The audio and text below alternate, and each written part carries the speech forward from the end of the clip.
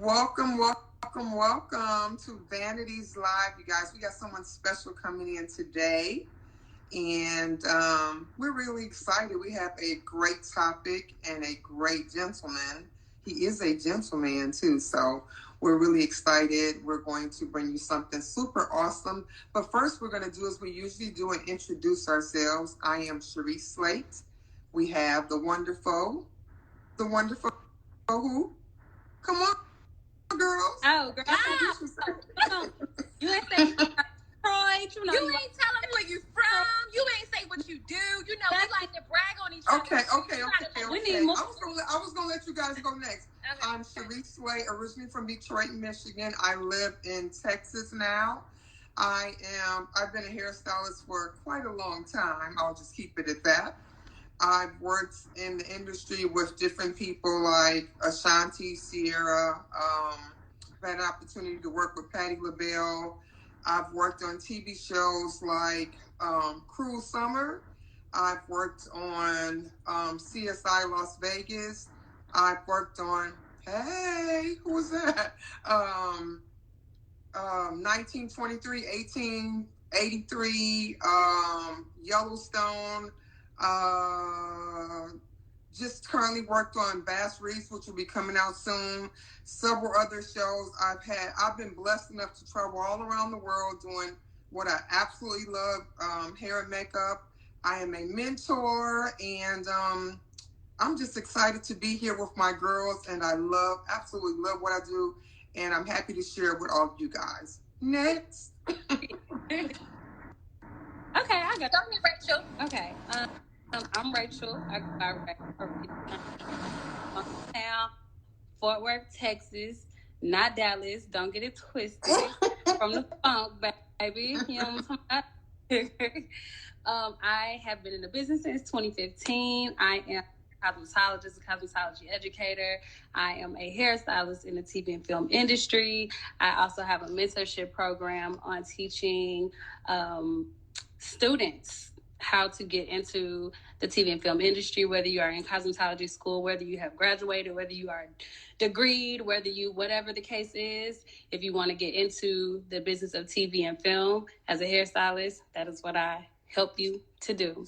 So yeah, I'm happy to be here with my sisters yet again on a good old Monday. It's cold outside, but we warm right here, and we ready to rock and roll. So I can't believe you said it's cold in Dallas. That's crazy. Cold. It's like that's crazy. It's like super. It's hot here. I mean, I'm in Atlanta, y'all. So I'm at Cal Michelle. I go by Cal's. I live here in Atlanta. I too am a full-time TV and film hair stylist. I've had the opportunity to work for shows like Disney, Amazon, Hulu, Netflix, all of those different type of platforms. I've worked for New York Fashion Week and different celebrities. So I am excited to be here with you guys as well. We do this every single Monday. The whole point of us doing this is more so mentoring. So we kind of like give inspiration, motivate, and inspire, and uplift, and then also just give we drop a lot of gems on things about the industry, how to get in the industry, tips and tricks, and all of that type of stuff. So I'm excited to be here as well. Yeah. And in addition to that, we bring some amazing, talented people to the table, to our show, and share with you guys some great and valuable information. And today we'll do it again. We have an amazing guest, but before we bring him on, we're going to talk to you guys first about some of our hacks, some of our hair hacks and things that we use while we're in TV and film, and we'll drop a couple of gems. So first, I'll start off with telling you one of my hair hacks, and then I'll have my sister share one of theirs. So one thing that I like to use when I'm on set to bring down some of that static in the hair is actually Static Clean. I normally carry a small bottle of Static Clean in every one of my bags to bring down those little flyaways, and it works like magic. So it truly works like magic. So I always have a little bottle of Static Clean with me, and I don't go anywhere without it. So that's one of my little hair hacks that I always have with me. So you guys drop a little gem for them. Well, Sharice, you just put me onto something because I don't even know what that is. Girl, you know what? This is why y'all in my life. I love you, girl. I'm Girl, like, what's when that? I tell I don't you, even know what that is. You know, everybody got their little thing, but honey, you gotta show me that. okay, you know what? I don't know if I should run off and grab it real quick because you know what? I do keep it close by. Yeah, but let's go get it and come back. Y'all really want me to do that? Are you serious? To do it? I mean, or you could just, you know what you should do? Write the name in the comments so we can, know exactly I'll do that. what it is. Because maybe it's also maybe a connection thing too. I can't even understand the name. Okay, when I tell you it is a gem that I've been using for years, but it works like magic. And maybe I'll just do a little demonstration and show everybody how I use it and how it works. But when I tell you it is fire in the bag and it works like nobody's business, it's Static Guard. They call it Static Clean, Static Guard, but Static Guard is what it is. And but it works really, really well. You just spray it and kind of mist it and then let it drop on the hair. I spray it over the top of the head, like right over here, and let it drop like raindrops on the hair. Yeah. And it'll pull the flyaways or the static right out of the hair. Oh, that's so dope. Girl, when I tell you it works like, I always say new money, it works so good. But yeah. On that, you got me like a little mini bottle. Yeah. I always buy minis, so I have like 40 bottles, literally. Oh my God. I literally, when I go. Come in handy, because y'all ever had those times when you have a comb and you like somebody hair like bone straight, you start combing her hair and then all of her hair just start poking in the daggone air? Oh no, that's why I do it. So I have it in my Amazon cart, I'm sure I do. For those who don't know, I'm an Amazon influencer, so if you click on my little link, it's there.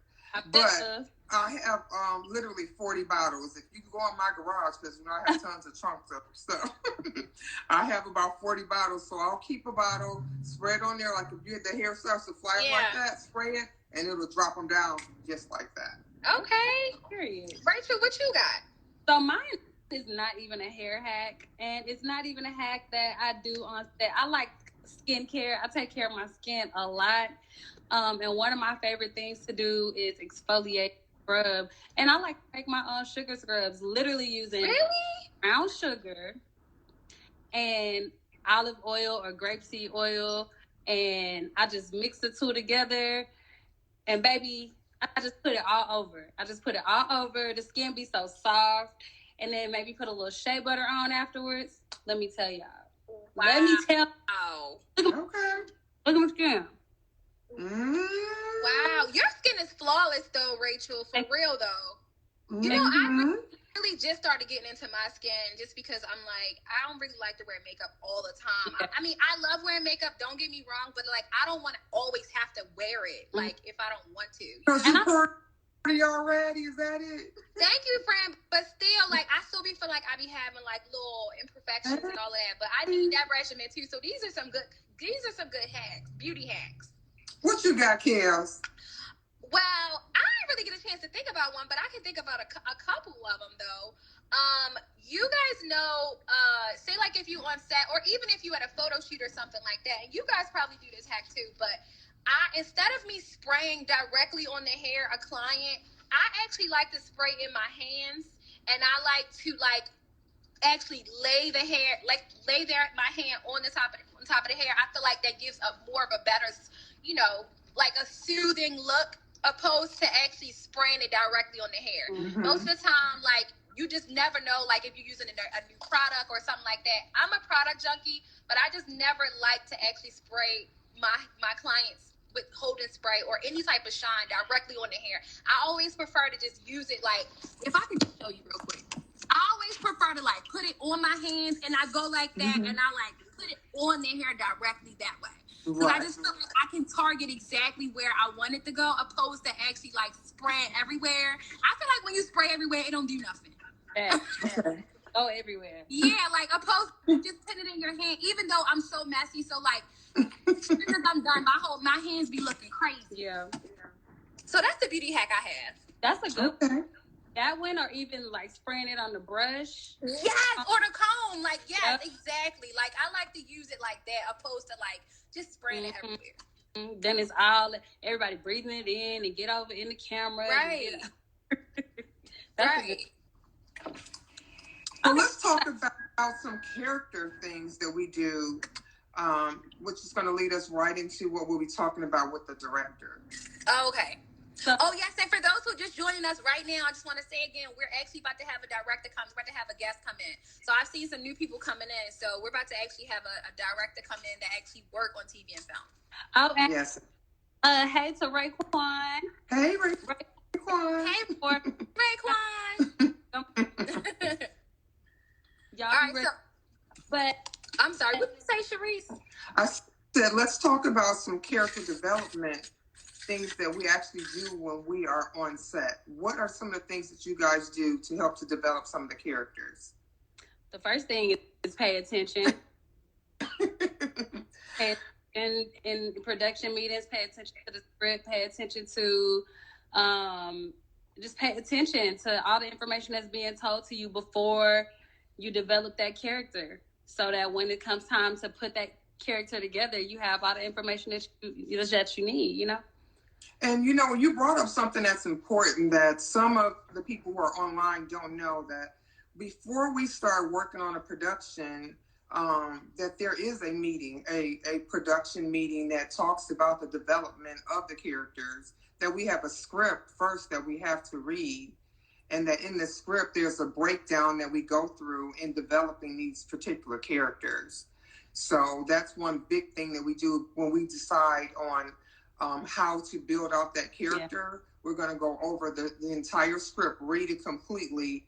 I typically read the script maybe 3-4 times before it can really sink in, so I can get really deep into that character, visualize that character, and then you decide how you're going to go about creating those different looks after you read over that script. What is some of your processing when you are going over that script and developing the characters? For Kels? The internet is messing up. Did you hear me, Carols? I heard you. I just didn't know if can y'all hear me? Yeah. Okay.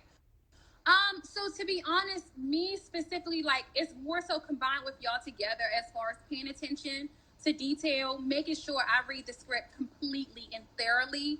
I was always taught to, when you get a script, most of the time you're not going to get a script if you're not a department head, right? So when I was always taught originally to scan the script first, like completely scan over the script first. Before you take any notes, you read over the script completely. And then a second time, you read over it with your notes, and then you break down the script that way.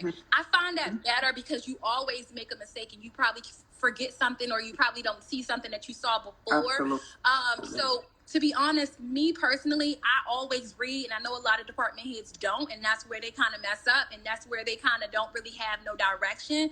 But I make sure I thoroughly read my script and break it down thoroughly.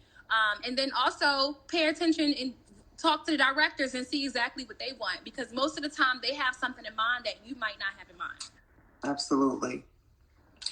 Well, we got about a minute left before we have our guest on. Go ahead and invite him.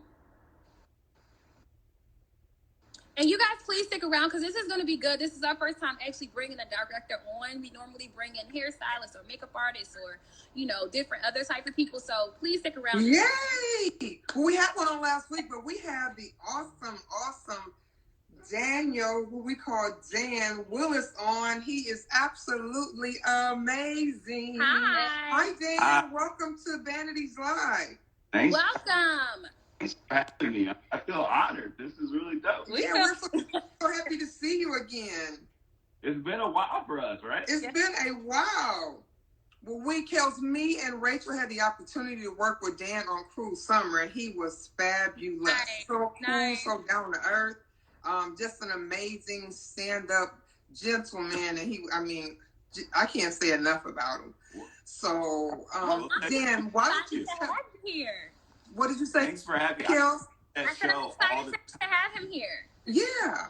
I talk about that show all the time. It's one of my favorite experiences in my career. We went through some stuff to get through that show, especially my episodes, which was doing that storm. That kind of froze up the whole city. So it was crazy, but we made it because we did it together. Yeah, it was crazy. Oh man. Well, Dan, why don't you tell us a little bit about you, where you come from, and a lot about what you do. Yeah, I'm from Chicago. It always starts there for me, born and raised there. I went off to school in Missouri, and then I came back to Chicago to go to film school. That's kind of where I started to, really get into the arts and kind of love storytelling. That brought me out to LA to do an internship maybe 12 years ago now. I think it's just 12 years ago in September. And then I've been out here ever since, kind of making my way through the business, first at studios and production companies, kind of learning what the business was all about. Eventually, I got into television as an assistant. So my first job was on Grey's Anatomy. So I was kind of working my way up as a writer and director through like the Shondaland world. And then, as I was making things on my own, I started to get some opportunities as a writer and director. So the last 5 or 6 years, I've been working pretty consistently just in episodic television directing and writing on some shows as well. So you just did little old Grey's Anatomy, just little old Grey's Anatomy, huh? Right. Oh my gosh, what a big show. My boyfriend loved that show. I mean, he's literally like, he's so obsessed with that daggone show. I love it.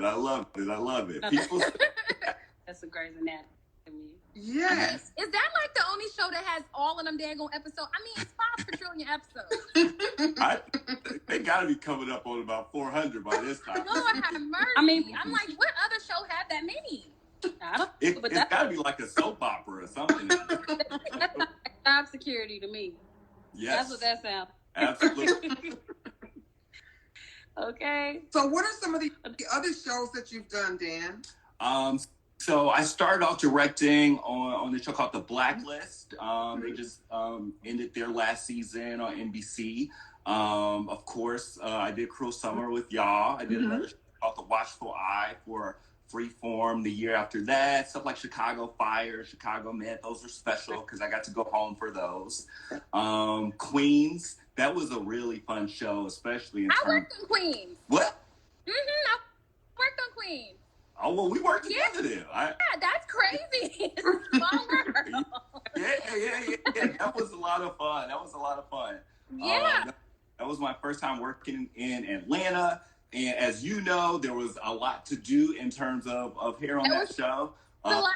Yes. So that was a lot of fun too. So those are some of them. Lots of network stuff, some streaming stuff mixed in, some cable as well. That's awesome. That's awesome. So we're going to dive into some questions. So I have a question to ask you. In your opinion, what qualities make a great hair or makeup department, and what would a director look for in hiring a great hair or makeup department head? I think it's really about being able to connect that particular art form to the story that we're trying to tell. I feel like there's a lot of ways you can tell a story through hair and makeup. You can tell where a character is emotionally, sometimes by how they look in those ways. And if you have folks who understand that and can bring ideas and bring their own personal touch to it, and of course, execute it at a high level. Right. Like, that's assumed. It's like, we know everyone's good. You can do that. But to be able to take that next step and be able to tell a story through what you're creating in the looks, I think is really special. And being able to talk about that too, because I'm kind of a story guy. I'm not like a tech director. I'm always talking about like the point of view of the character, where they are, what they want in the scene, how they're connecting to the other people. And if we can talk about it on that level and then apply it in how the person or the character presents, I think that's really the ticket. Yeah. Awesome. Can I say something really fast? Yeah. So how about I'm sitting in my little guest area and this lady comes over, she's walking her dog, and her daughter worked on Queens as well. Oh. Yeah. She literally just told me she was the coordinator. Her daughter was the coordinator of Queens. That was so one of the crazy. best offices, because it was like really black. Yes, you don't see it that was. all the time. So It really like, was. Yeah, it made me feel really special to be there and see all like the young people up and coming, and the PAs and the coordinators and all the folks in the office, and of course, huge show. Yeah, huge. Yeah. It was really dope. I loved it. That's awesome. And I think that's one of the things. What you saying? You being from Chicago.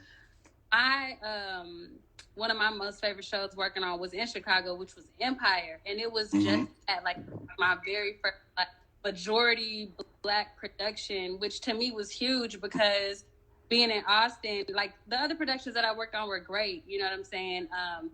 But it just was a different type of like, wow, I've never been on a production where there have been, majority Black people, and it was just awesome, like everybody doing what they were supposed to be doing. So I can understand, having that feel being on a set like that. It's special because you can it's like we have our own thing, it's a way we communicate. It's like an understanding between people. It's not something that's always got to be spoken. So it's like you can just come into a space and instantly feel comfortable. And as directors, we're always visitors, or at least in television, we're mostly visitors. So you're coming into someone's home and you want them to like you. You want them to respect you. You want to be able to work with them. So if you can cut through any of that in any way to make it a little bit quicker, that's really dope. That's awesome. That's awesome. Kels, I believe the next question is for you. Can you guys hear me? Yeah. Okay, so my question is, as a writer and director, first of all, I saw that you worked on 20s as well. That was one of my favorite shows. I love that show. Just to sneak this in there, is that coming out? Is they having another one coming out soon? I got no idea. If you find out, let me know. I'm like, oh my God, I love that show. Okay, so as a writer, how difficult was it for you to actually get into this world? In what made you actually say, I know this is for me? And I mean, because this is really for maybe possible other writers that might be just looking or just watching this live today. Like, how difficult was it for you to do it? And what would you say to other possible writers if they actually want to be a part of your world? Yeah, I mean, difficulty is hard to say. I try to bring myself back to the place when I was really trying to get on for the first time and get that first opportunity. It's definitely a challenge, definitely competitive. There's definitely sacrifices that have to be made, but I really try to focus on just if you have a desire, you really have to see it through. Tenacity is the thing. It's not giving up is the thing, It's pursuing through challenges and pitfalls and no's to your attempts to kind of push yourself forward. That's really the most important thing. So that's why I tell people to focus on. It's if you really want to do it, and you'll know if you really want to do it if you continue to do it as obstacles come your way, then just don't give up. So for me, it took time. I had to do a lot of internships. I did assistant jobs. I was watching my friends in other businesses and other areas, start making money and buying houses and nice cars and things like that. And I'm still kind of plugging away as a Hollywood assistant, picking up people's coffee. So those are the kind of challenges along the way as you're trying to build a career. But if you can make it through that, I'm a big believer that if you hang in there, an opportunity will open up for you. Same. And to be honest, I feel I'm glad we're having this conversation, because at the end of the day, when you're trying to be an entrepreneur, it all boils down to the same type of strategy. The same type of strategy, not giving up, staying consistent, being persistent, and allowing yourself to just go through the process. So I'm glad you just said that just now. Yes. Okay. Hey, Rachel. I wanna first because I remember back in 2021 when we were on Cruel Summer, y'all. This ain't got nothing to do with the topic, but I just want to. And Dan was trying to find a perfect gift for his then girlfriend, and was like, "Y'all, I need to know what is the perfect gift." And we were like, "What does she like?" Needless to say, I think Dan found a perfect gift. I did. And she still has it. That's awesome. I don't know that I told her that story until she kind of showed it to me the other day. And then I kind of brought it up again. I was like, yo, I got a lot of help with this. I remember, because I was like, oh man, these some sisters who could help me out. I was like, y'all like high style ladies or whatever. So I was like, you'll understand the kind of thing that she likes. So yes, it worked out. We were married this summer, which is awesome. Yeah. So that was great. I appreciate that. You threw me the oop on that one. I appreciate it. Now listen, my guy trying to make sure you get the perfect gift. Listen, whatever we can do to help our brother out. I love it. Thank you. To you and your beautiful wife on your matrimony. Just wanted to say that. Now, for my question, as a director, when you are in the space where you have, a lot of that creative control, obviously you want to have, part in who's being hired, right? So when it comes down to like, okay, we know that we want these characters to look this way and to have this feel and this vibe to them. So I know exactly who we need to hire. How does that boil down in your world as far as being the person or part of the group of people that get to pick and choose who they want on their team? Well, I'll tell you how I've done it on smaller scale. Because like in television, as a TV director, most people are already in place. So really, it's my job to kind of like figure out a way to collaborate with the folks who are there, which I think is a really cool challenge too. But on like indie stuff that I've done, it's really about communication. So it's like if I'm meeting with someone, I'm trying to express my vision and I'm trying to see if they can come on board with it, if they understand it, if they like it.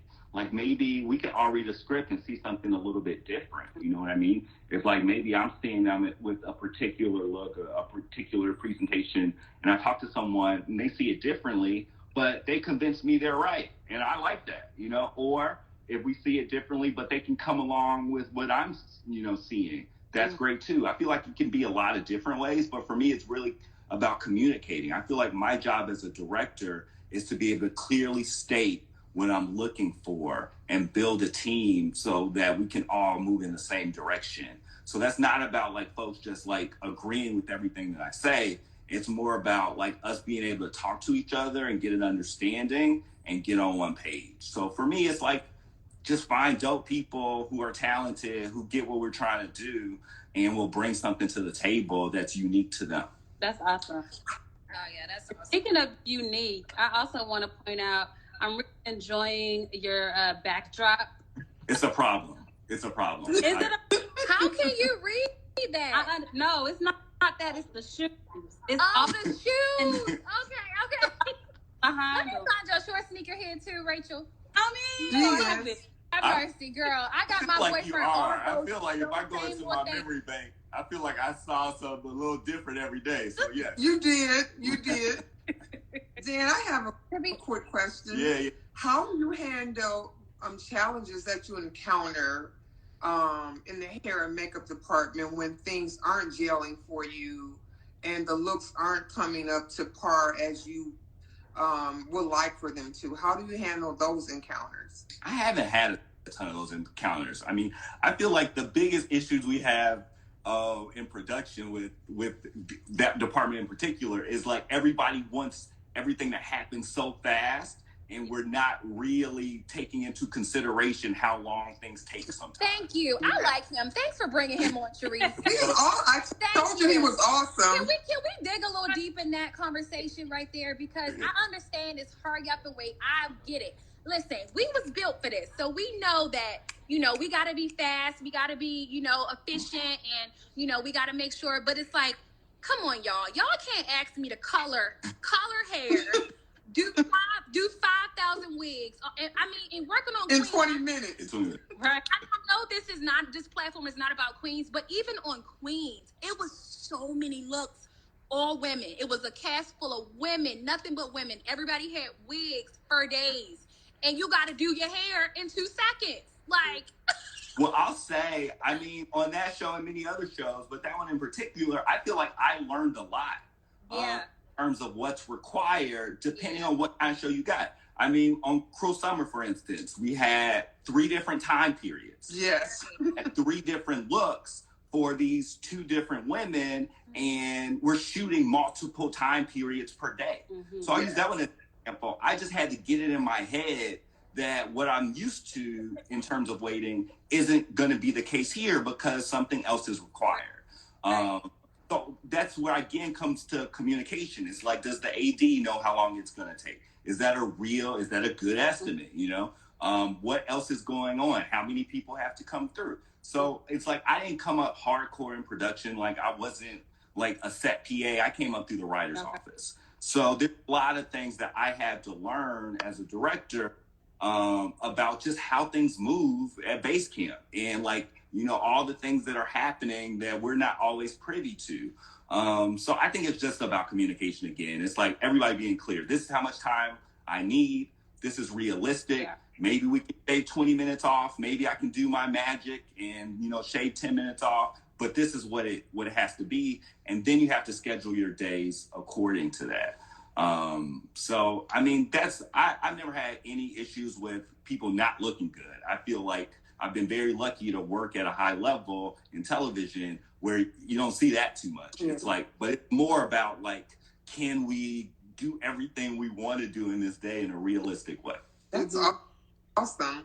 That things have gone pretty smooth for you. That's really awesome. I did question by Skittle Misfit. Before you guys start asking questions, please ask all the questions you want. But make sure that you press the little question box at the bottom of the page and ask your questions in there, just so we can easily filter through everybody's questions and not lose them in the comments. But since I do see her question, Skittle Misfit asks, asks, what is the best way to network straight out of cosmetology school? And that kind of question can go across the board for all of us. The best way to network, I guess, from where you start when you're starting in the business. Yeah.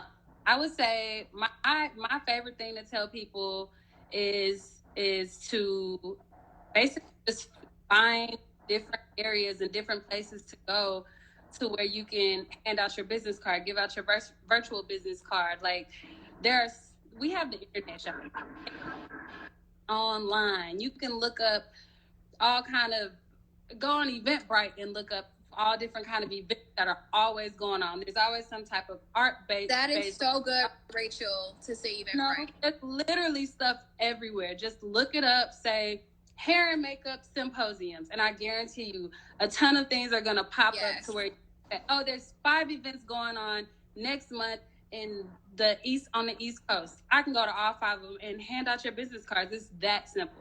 Or even just going to a restaurant and handing out your business cards. Yes, that's so true. I mean, and just utilizing your DMs for real. Yes. Like Rachel just now said, we have Instagram now, we have social media platforms. You guys, I went to Essence Festival the first time, not this past year. I did go this year, but the very first time I went was a few years ago, only because I was in people DMs and sending people DMs and like not scared to put myself out there. Like I literally probably DM'd people when I really wanted to go, maybe like 100 people. And I was like, hey, I researched the flyer to see who was going to actually be on there speaking. And I went into all of those women DMs who was going to be speaking. And I was like, hey, my name is Michael Michelle. You know, I told them I was going to actually be there. Right. So I was like, I'm going to be in New Orleans on this day. If you need your hair done, X, Y, and Z. I wasn't going to really be there, but I was efficient. And it literally like hit. I wanted to do a JoJo hair that night. I did Mike Epps' wife. I did maybe like 2 more people. But to be honest, when it comes to social media, though, you have to make sure that your page is equivalent to what you're trying to say. So if your page looks presentable, your work got to be on there the right way. Your pictures got to be clear. All of that stuff. If you want to use your DMs, I would say your page really need to look like your portfolio. Mm-hmm. What would you say, Dan? I think it's the same. I mean, you know, for me, it was really just about trying to make friends with people who were trying to do the same thing as me, because we had kind of like this theory that we would rise together, something that we've kind of talked about a lot. So it's like just building community amongst folks who have the same kind of goals that you have, and then also being in the important places whenever possible. So it's kind of like what you were saying. It was like, go to the events, go to the mixers, just be in the place where the people that you're meeting are people who you can build with. Okay. I think we lost Kels. Yeah. I think we should take advantage of this time when we have Dan on and get the questions for Dan, and then we can go into them for us afterwards. Okay.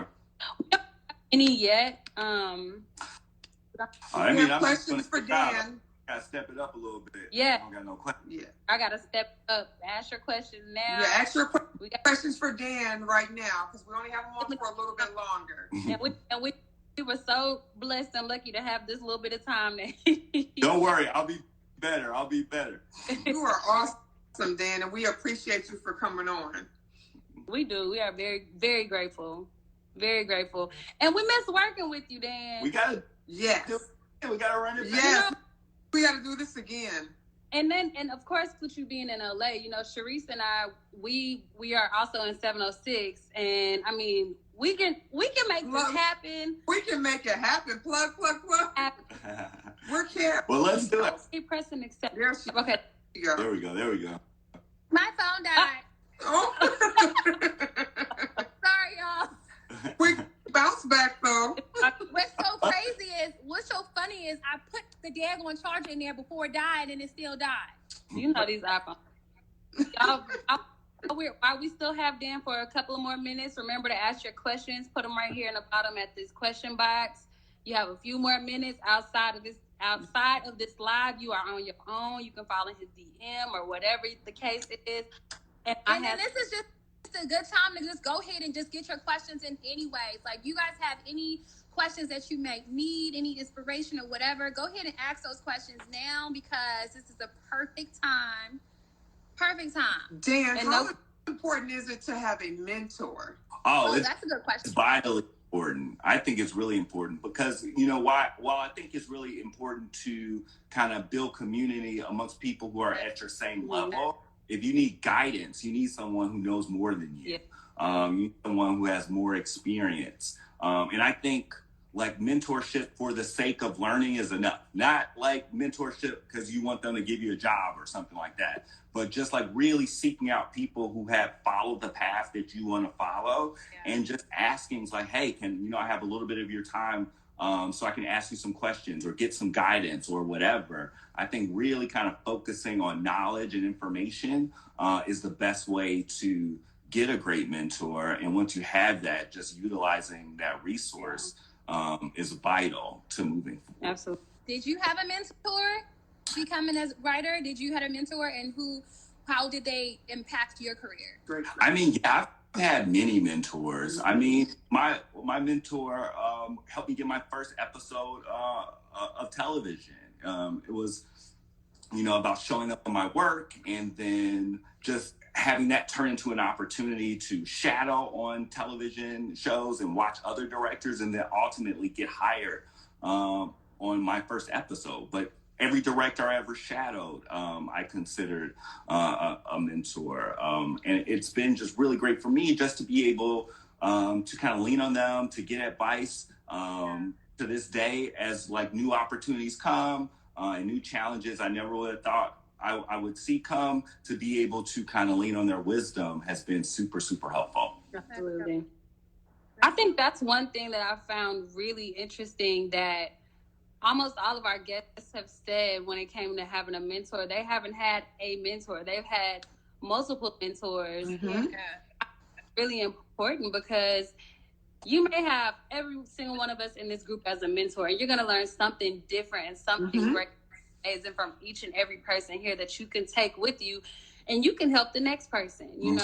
Like, I think that's what mentorship is all about, being able to take information that somebody is giving you and apply it and be able to help somebody else along their path. And nobody gets here by themselves. Nobody makes it to the top, per se, if you want to use that word loosely, by themselves. None of us got in our position by ourselves. We all had someone that helped us get there, but we all were hungry. We all wanted it. We all knocked on the door and said, can you help me? Mm-hmm. You know, that's what people need to know. No one's going to come to you and say, hey, Sharice, you're amazing. I want you on my team. No, Sharice knocked on doors really hard, you know. Yeah. Always shared a story that one guy I met, he told me to give him a call. I called him for 2 years. I knocked on his door. Me so hard. too, I'm like, Sharice. you're going to open this door for me. Yes. And finally he said yes. And that propelled my whole career. But I knocked for 2 years. Divine timing. Yeah. Well, I'll get persistent. I when I was in film school, I was still in Chicago. I was in film school. I was listening to podcasts all the time of writers talking about their careers. And there was one person who really stood out to me. I reached out to her. This was like early days of Twitter. I was like, you know, hey, I'm coming to LA to do an internship. You think you would sit down with me and have some coffee? And she did. And, you know, we became, you know, friendly. I would kind of reach out to her and give her updates. I wasn't like trying to get anything. I was just really just trying to create a relationship. It wasn't until maybe like 4 or 5 years later that a job opening opened on Vanities. She knew someone who worked there. She had heard about the job that way. She sent over my resume, and then that got me the interview. So it was up to me after. But after years of just keeping in contact with someone whose career I admired, it turned into an opportunity for me to be able to do my thing and try to kind of break through something. So I feel like that's the story. Like, that's what a lot of us have to go through. It's just being patient, but doing everything that you can on your side to kind of push yourself forward. And then when the opportunity comes, you're ready. Because all the time you've been waiting, you haven't been waiting, you know, in a stagnant fashion. You've been doing your work. You've been building your book. You've been, you know, continuing to build relationships. All of these things, that's what makes the difference, you know?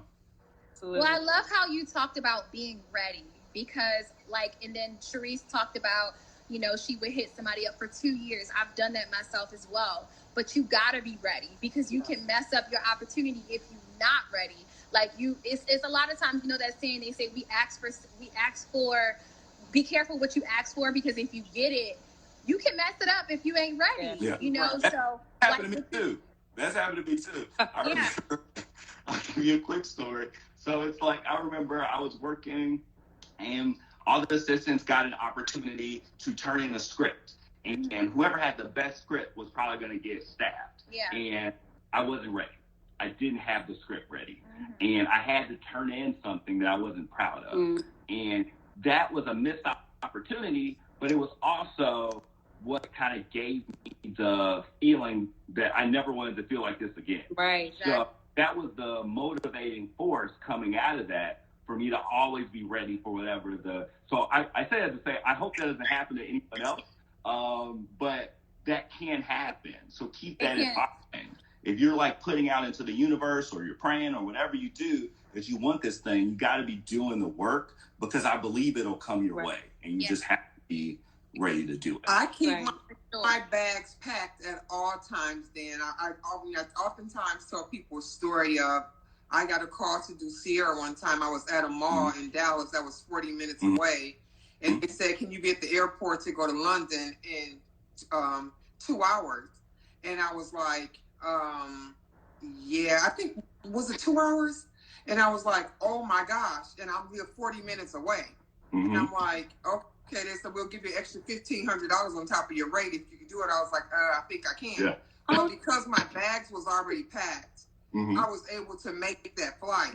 That's amazing. And so, you know, if you keep your bags ready, if you stay ready, you don't have to get ready. Stay ready, you ain't never gotta get ready. So I try to live by that motto. Stay ready and you don't have to get ready. So, you know, even though it's a strike going on, I keep my stuff ready, because it can end literally tomorrow, and we can get calls for opportunities. So stay ready so you don't have to get ready. Not to mention, just because we're in a strike don't mean it ain't no work. Exactly. That part.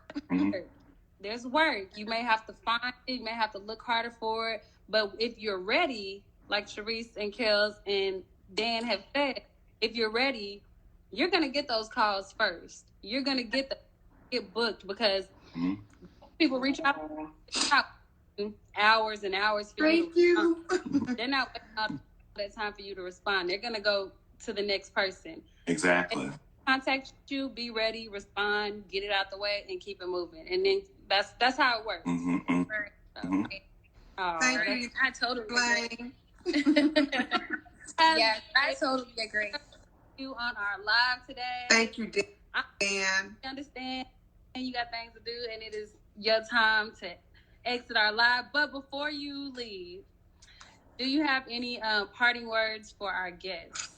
I think they should just keep listening to y'all. I feel like you guys, Yay. all of the gems. I'm really happy to be a part of this and to see y'all faces again. It turns out I worked with all three of y'all. Yeah. So that's really Yeah. cool. No, that's Hey. crazy. It's a small world, man. Listen, our industry's so small. Mm-hmm. Yes. It's It so is. But you big, gotta but treat it's so people small. right. That's why you gotta treat people right. I'll leave people with that. I feel like really the key is to do your work. Like whatever your craft is, just continue to like work it as best you can and to treat people right and make friends. Yes. And I feel like it's gonna be all right. So if that's your guiding light, I feel like you're gonna make it. That's what's up. Aw, you're the best, Dan. You really are just a stellar I guy. hope we actually get a chance to work together for real. Yeah. We will. Yeah, it was we great will. meeting you. We got to do this. We will, and I look forward to it. Thanks Let's for do the having dream team. Thank you, Dan. Bye. Thank you. All We right. enjoyed you. So, Oh, that was good, y'all. I like him. He is amazing, like awesome. Wait, Yeah, dropping some great gems for everybody. You guys stay on with us. Make sure you drop your questions in the box. We'll love to answer them. He did exactly what we knew he was going to do. He was simply awesome. yeah. We love having you guys here with us. We hope you've enjoyed it thus far. Make sure you drop your questions. We're here to answer whatever you guys have for us. That was Also- really good. also, Yes. you know, when we have these guests on live, that's your opportunity to, just like you want to hop in our DMs, that's your opportunity to fall in their DMs. Let them know, hey, Vanities live. I want to connect with you. That's your opportunity. The longer you wait, the further that opportunity gets from you. So, like, when we say, like, hey, ask your questions now, do what you got to do now, you may not have the opportunity again like you have it in the moment.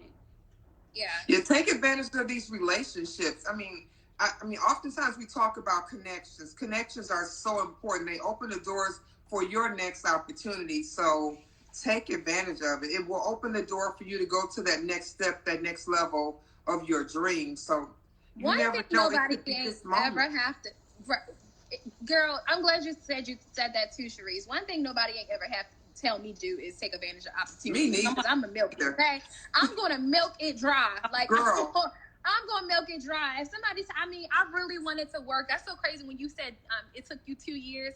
So I wanted to work with this guy on Star. It was my second movie. Mm-hmm. It was a show. I wanted to work on Star so bad. All of my clients was working on it. They was dancers. And I'm like, dang. Oh, and then one of my friends, she was writing music for it. You know how they write the music for the show. And I'm like, I want to work on this show so bad, but I don't know who is the department head. Right. So my client wound up, she's a dancer on it. She wound up connecting me with him through Instagram. Mm-hmm. So I would send him DMs after DMs and after DMs. And the first couple times he wouldn't respond. Mm-hmm. And then he actually wound up responding to me. He was like, one day I got you. One day I got you. Girl, I was writing that man probably every 3 weeks, just, following up with him. And then I think it was when I was about to give up and stop writing him because it ran for like a year and a half. He reached back out to me and was like, are you available tomorrow? Yep. Are you available tomorrow? That's how it worked. Like, you say it again, Rachel. And you were ready. And I was ready. Yes. I was in there. And they was calling me every single week. And I mean, literally, it was like when I was ready to just give up because I'm like, dang, it's been a whole year. Lord have mercy, this man ain't gonna ever reach back out to me. But I didn't stop. Like, I kept reaching back out to him. And he finally hit me back up. And I mean, I love Al. Like, he was literally the best to work with. You have to be persistent. If you want it bad enough that you can taste it, it's yours. Yeah. I truly believe in my heart that I can have anything that I want. I know And that's there has right. not been many things that I wanted that I didn't get. It's because of my attitude and my belief. I believe that it's possible for those who believe. If you believe you can have it, go get it. I'm not going to let agree. anything stop me. I'm like, oh, that's mine. And once I claim it, I'm going for it with every fiber in my body. I'm like, oh, I'm going to have that. Because, you know, I was like, maybe you can't, but I'm going to have it. And I'm going for it. I'm like, that has my name on it, and I'm going to get it. So go fight for what you want. And if you don't fight for it, don't expect people to give it to you. Right. I learned to stop working harder for other people than they work for themselves. I used to want it for people so bad, then I was like, wait a minute. I'm working harder for her than she is. Right. Let me stop doing that. She don't want it. Yeah. So I stopped giving people stuff that they didn't want, that they didn't earn. I'm like, oh no. That's a good one. That's good. That's good. No. When she fights for it herself, then I will help her. But until she does that, I'm not doing that anymore. No. I'm going to work hard for Sharice. But I'm not going and chasing your dream for you that you don't want. No. I got too many things on my own plate. I don't have time for that. Sharice, I think that's a good thing to remember too when people are looking for mentors. Like, just like Dan said, don't look for somebody to give you a job. Look to actually gain a relationship with somebody or about the relationship. Right. Let me get in this person's good graces to get a job. Because then you really ain't going to get no job. Right. Like, the game been played, okay? People see your motives. People see your motives. And when you connect with a mentor, it's so important for you to make sure that you're trying to build a relationship with that person and not just reaching out to them every time you want something, every time you need something, every time you think, oh, well, can this person put me in the door over here? Yeah, they probably can, but have you done your part? Right. Have diligence, and have you used what this person has given you to build yourself and to be that ready person when the opportunity does come. So don't just be a taker. Don't be Nobody likes takers. No. I don't want. I always say, if you're going to come to the table, make sure you're bringing something to eat. Or don't come to the table. That part. I totally agree. And, and to piggyback off of both of you guys, if you are going to use social media as your platform and you're going to go in people's DMs, just make sure that your approach is the right way. Like, don't go into an approach like, hey, I need this. Like, because nobody wants somebody to just feel like they just take it from them. Like my girls are saying, like, they don't want that. It's all about your approach. You think about how you want somebody to approach you if you have something valuable, and they don't need you. So you have to make it some type of way, that you feel like that you can add to their life in some type of way. When I reach out to anybody, I always have the mindset of, what can I do for you? Absolutely. How can I be some assistance to you to help you? So in return for you to help me, and my prayer, like y'all always know I get all spiritual and stuff. My prayer every single day is, Lord, use me so that I can help somebody and somebody can help me. Right. Like, literally, that's my prayer. Like, always, Lord, continue to use me and fill me up, Lord, so that I can fill other people up. That's literally my prayer. So, how can I add value to you? Exactly. When you add value to other people, they are more than happy to add value to you as well. Exactly. Please don't go in oh my God, it drives my gears when I have people go in my DM and say, hey, Kels, I've been following you for a long time. Can I work with you? It's just rude. It's just, I don't know. It's just a way of your approach. Like, that's not how you do it, because don't you realize that we've been in the game for so long, so we know 5 quadrillion people before you. What makes you stand out? What make me want to help you? Like, what can you do to help me? Mm-hmm. What I'm saying? Like, what can you do to help me? Right. I think you should just always consider that. Not only that, we already also have our own mentoring program. So there are people within our networks that have invested in their own with us that before anybody just up and runs in, people have already invested in their future with.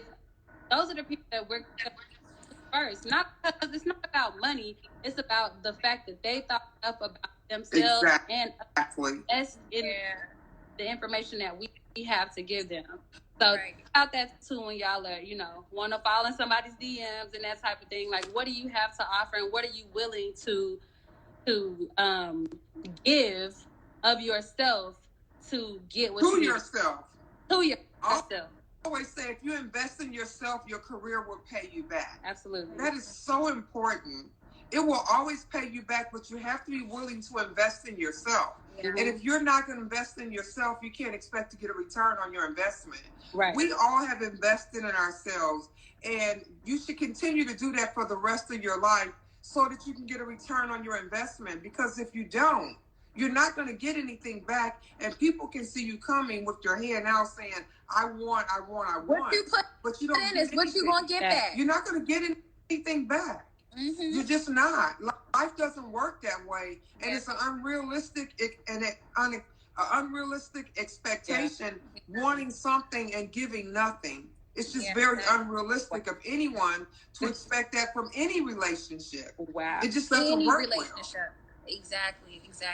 I always feel like, I feel like I was placed on this earth to be a servant anyway. Mm-hmm. Like, I just feel like that. Like, I enjoy it. I love serving people. Me too. Whether it's my friends, my man, my family, like, I just love serving people, but I know earlier, Sharice, you made a point too, like, you were serving the wrong people because it's like, they don't want it that bad. Like, I'm not about to, keep on, like, wanting something more than you want it. Right. You got to want it just as much as I want it. You know what I'm saying? So, absolutely. And I feel like, and you can't force grown people to want more, from themselves than they don't want. So people come in my DMs all the time and say stuff about like, hey, can you mentor me? But are you ready for real? Like, don't go in my DMs. Do not go in my DMs and ask me to mentor you and you not ready to do the work. Right. Because I'm just like, I would prefer for you to just wait till you get ready and then come and approach one of us and say, hey, I'm ready now.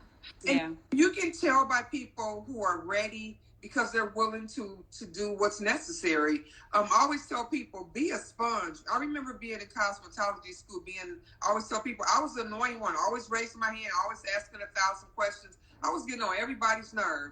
But I was also the one, I tell people, I was also the one, I'm at a different level in my career than a lot of the kids who went to school. I don't know any of them who are doing what I'm doing, and I'm not saying that with no arrogance. I'm saying that I was driven. I knew from the time I was a little kid that I wanted to see my name roll down in the credits. That's always been my dream. But I was always asking questions. I wanted to know about color theory. I wanted to know how to do, all these different things. So I asked a lot of questions. And if you don't ask questions, you're not going to know. My mother always said, ask if you want to know the answer. And so if I go into my mentoring group and I ask, you have any questions, and you say nothing, it concerns me. I'm like, but you said you're ready. Right. You're not ready if you don't ask questions, because you should have questions.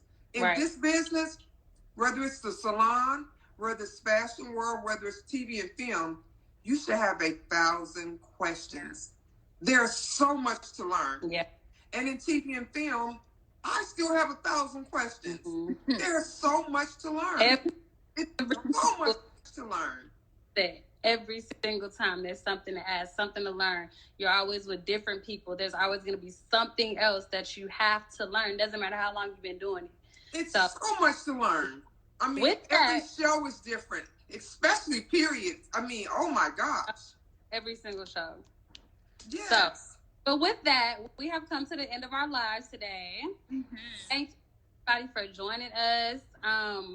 Be back next week at 5:00, where we will have the talented barber, Ray Quan.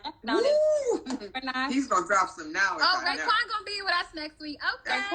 Going to be nice. Dang, me and him worked on Black Panther together, guys. Ooh. For barber, a barber, you want to know how to do wigs and barbering, how those things intersect, intertwine. Be on our live next week at 5:00. Tell your man, tell him to tell his man, and they man, and all the barbers. 6 p.m. Eastern Standard Time, though. 6 p.m. Eastern, 5 p.m. Central. We'll be right here at 5:00. Bye. Bye, everybody. In here. This was live. What's so funny is I put the daggone charger in there before it died, and it still died. You know these iPhones.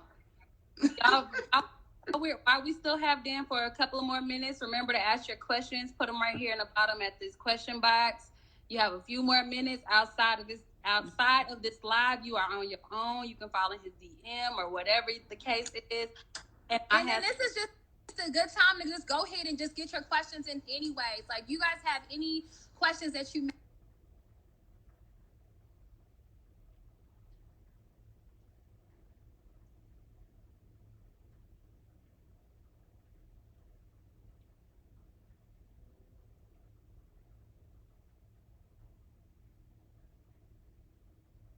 need any inspiration or whatever, go ahead and ask those questions now, because this is a perfect time. Dan, how important is it to have a mentor? Oh, that's a good question. It's vitally important. I think it's really important because, you know, while I think it's really important to kind of build community amongst people who are at your same level, if you need guidance, you need someone who knows more than you. You need someone who has more experience. And I think like mentorship for the sake of learning is enough. Not like mentorship because you want them to give you a job or something like that, but just like really seeking out people who have followed the path that you want to follow, and just asking like, hey, I have a little bit of your time so I can ask you some questions or get some guidance or whatever. I think really kind of focusing on knowledge and information is the best way to get a great mentor. And once you